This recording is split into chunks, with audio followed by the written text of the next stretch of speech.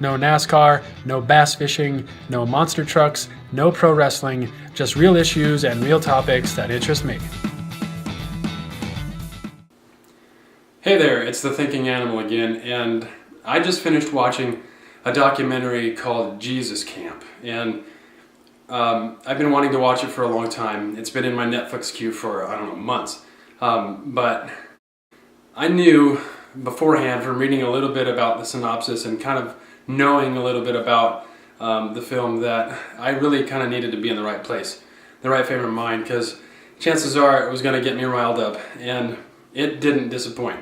That is to say, it got me riled up. Now, for those of you that don't know about this film, it's a story of this pastor, Becky whatever, from Missouri, who has an annual summer camp in North Dakota at Devil's Lake, ironically.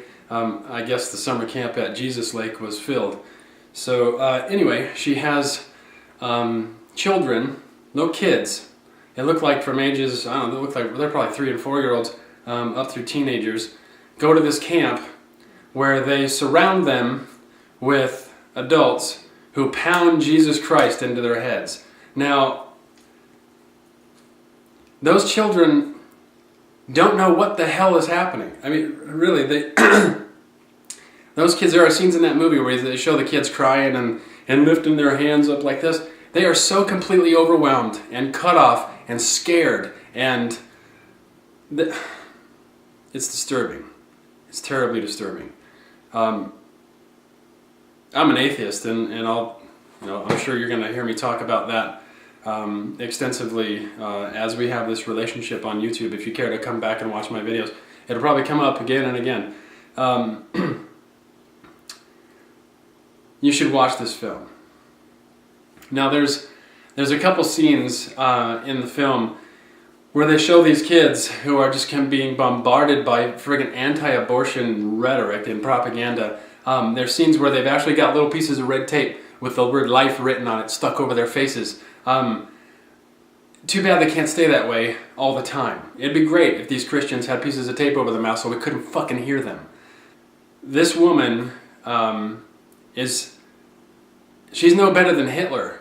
She's pounding an agenda, a doctrine, an idea into these kids' heads. They're pounding it into their heads, turning them into soldiers for God, turning them into these mindless little robots that just keep regurgitating the same scripts.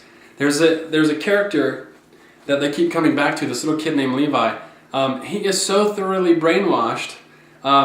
He gets up on stage at one point and does his own little sermon or his own little preaching, and he's just reciting a well-rehearsed script. They get so bombarded by this stuff that they start believing it themselves, and then they start spewing back the same crap. There's another scene. There's actually a couple places in the film, but there's a scene in there where they surround these kids and they start speaking in tongues. Now, I'm gonna do another video on that at some point. It's just absurd.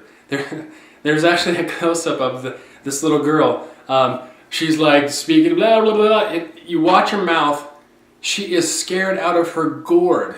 She is trying so hard to live up to the pressure that's being put on her because she of course wants to speak in tongues, right? But it's clearly nonsensical language. There's actually a term for it. It's glossolalia, something like that. Look it up on YouTube. Glossolalia. It's nonsensical language. That's what's happening. If after watching it, you are not completely disgusted and disturbed and shocked that this is really happening. I mean, we understand it's happening to a small scale, and I'm hoping it's a small scale. But like I said, if you are not completely shocked, disturbed, and disgusted, you should perish, because I'm tired of having you on my planet.